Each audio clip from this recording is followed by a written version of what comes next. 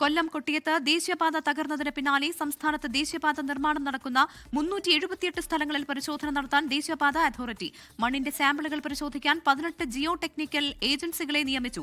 ദേശീയപാത 66 നിർമ്മാണത്തിന് ഉപയോഗിക്കുന്ന മണ്ണിന്റെ ഗുണനിലവാരത്തിൽ ആശങ്കയുണ്ടെന്ന് ദേശീയപാത അതോറിറ്റിയുടെ കണ്ടെത്തൽ. അജീഷ് ജയകുമാർ ഡൽഹിയിൽ നിന്ന് വിവരങ്ങളുമായി ചേരുകയാണ്.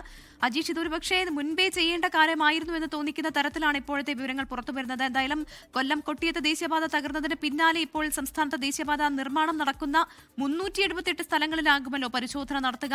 ഏത് തരത്തിലായിരിക്കും ഈ പരിശോധന? എന്തൊക്കെ കാര്യങ്ങളായിരിക്കും പരിശോധിക്കുക? പ്രവിധി, ഈ കൊട്ടിയം മൈലക്കാട് ദേശീയപാത അതിലെ റോഡ് തകർന്ന സംഭവം അതിന്റെ അന്വേഷിക്കാൻ നേരത്തെ ഒരു വിദഗ്ധ സമിതിയെ ദേശീയപാത അതോറിറ്റി നിയമിച്ചിരുന്നു. IIT കാൺപൂരിൽ നടക്കമുള്ള സംഘമാണ് അവിടെ എത്തി പരിശോധന നടത്തിയത്. ഈ പരിശോധനയിലാണ് ഈ മണ്ണ്, ഈ സംരക്ഷണ ഭിത്തി, അതിന്റെ കപ്പാസിറ്റി, സംരക്ഷണ ഭിത്തിയുടെ പരാജയമാണ് ഈ റോഡ് തകരാൻ കാരണമെന്ന് കണ്ടെത്തിയത്. മാത്രമല്ല, ഈ മണ്ണ് നികത്താൻ ഉപയോഗിച്ചിരുന്ന മണ്ണ് അത് അത്രത്തോളം ദുർബലമായിരുന്നു എന്നും ഇവർക്ക് ഈ പ്രത്യേക സംഘം കണ്ടെത്തിയിരുന്നു. ഈ സംഭവം ഉടനെ തന്നെ ഈ ദേശീയപാത അതോറിറ്റി നടപടി സ്വീകരിച്ചുവെന്നും ഈ കരാർ കമ്പനിയെ താൽക്കാലികമായി കരുൾ പട്ടികയിൽപ്പെടുത്തിയെന്നും അറിയിച്ചിട്ടുണ്ട്. കൂടാതെ ഈ ഒരു പശ്ചാത്തലത്തിലാണ് കേരളത്തിലൂടെയുള്ള ദേശീയപാതയിലെ എല്ലാ റീച്ചുകളിലും പരിശോധന നടത്താൻ ഇപ്പോൾ തീരുമാനിച്ചിട്ടുള്ളത്. 378 സ്ഥലങ്ങളിലെ മണ്ണ് പരിശോധിക്കാനാണ് തീരുമാനിച്ചത്. അതിനായിട്ട് 18 ഏജൻസികളെയും ജിയോ സാമ്പിൾ ഏജൻസികളെയും നിയോഗിച്ചിട്ടുണ്ട്. ഇവർ ആദ്യത്തെ ഒരു മാസം കൊണ്ട് 100 സ്ഥലങ്ങളിൽ മണ്ണ് പരിശോധിക്കും. ഈ ലാബ് പരിശോധന അടക്കം നടത്തും.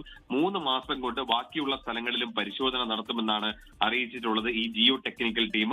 ഇവരുടെ വിശദമായ റിപ്പോർട്ടിന്റെ അടിസ്ഥാനത്തിലായിരിക്കും തുടർന്നുള്ള പ്രവർത്തനങ്ങൾ. അതായത് ഏതെങ്കിലും സ്ഥലങ്ങളിൽ ഈ ഭിത്തികൾ പൊളിച്ചു മാറ്റണമെങ്കിൽ അവ ചെയ്യും, അല്ലെങ്കിൽ പുനർനിർമ്മിക്കണമെങ്കിൽ അത് ചെയ്യും.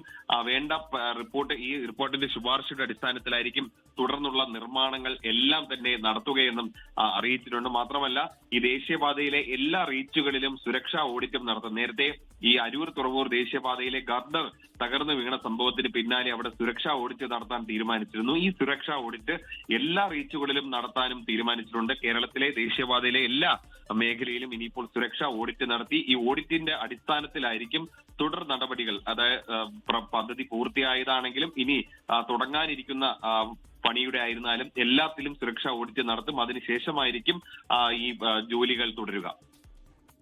രാജീഷ് ജയകുമാറാണ് വിവരങ്ങൾ നൽകിയത്. കൊല്ലം കൊട്ടിയത്തെ ദേശീയപാത തകർന്നതിന് പിന്നാലെയാണ് ഇത്തരത്തിലൊരു തീരുമാനത്തിലേക്ക് ഇപ്പോൾ ദേശീയപാത അതോറിറ്റി കടന്നിരിക്കുന്നത്. 378 സ്ഥലങ്ങളിലാകും പരിശോധന നടത്തുക. വിശദമായ പരിശോധന തന്നെ നടത്തും എന്നുള്ള വിവരമാണ് അജീഷ് ജയകുമാർ പങ്കുവച്ചത്.